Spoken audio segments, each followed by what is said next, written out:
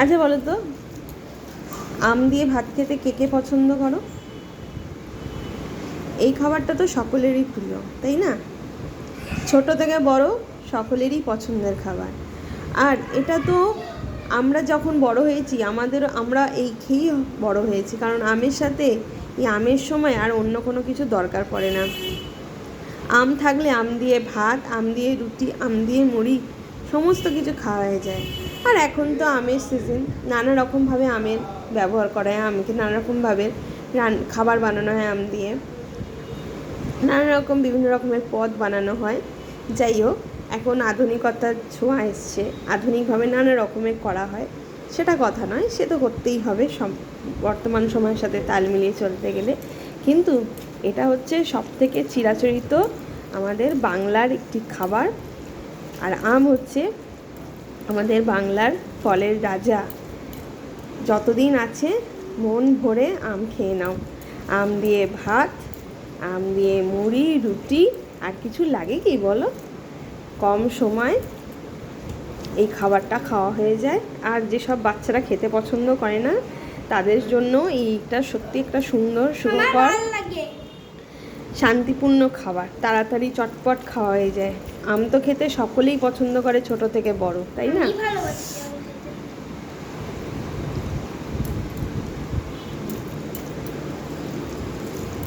এই আমের সময় যতবার আম মন চায় খেয়ে নাও, অন্য কোনো কিছু দরকার পড়ে না। আম দিয়ে ভাত, আম দিয়ে রুটি, আম দিয়ে মুড়ি, শুধু শুধু তো খাওয়াই যায়। আর আমের তো নানা রকমের রেসিপিও করা হয়, আম দিয়ে নানা রকমের খাবার বানানো হয়। আমের মিষ্টি, আম দিয়ে আমের ম্যাঙ্গো শেক, আমের কুলফি, দই, আম দিয়ে মালপোয়া, পোয়া পিঠে সব রকম হয়, সব কিছু হয়। কিন্তু এই খাবারটা হচ্ছে সেরা, অমৃত, তাই না? আর অন্য কিছু দরকার পড়ে না। আর আমরাও বড় হয়েছি এই খাবার খেয়ে। গরমের সময় এই আম থাকলে আর অন্য কিছু দরকার পড়ে না। কিছু খেতে না ইচ্ছা করলে ভাত এই আম দিয়েই খেয়ে নিতে ইচ্ছা করে। ডাল, তরি, তরকারি কোনো কিছুর প্রয়োজন পড়ে না, মাছ, মাংস কোনো কিছু দরকার পড়ে না আমের সময়। আর তো কদিন আছে আমের সিজন, এই আষাঢ় মাস পর্যন্ত আম খাবো, পাওয়া যাবে। যতদিন পাওয়া যায় মন ভরে আম খেয়ে নাও। এই যে ছেলেকে মেখে দিচ্ছি, ও তো খেতে পছন্দ করে না, নানা রকমের বানিয়ে দিলে খায় না, সময় লাগায়।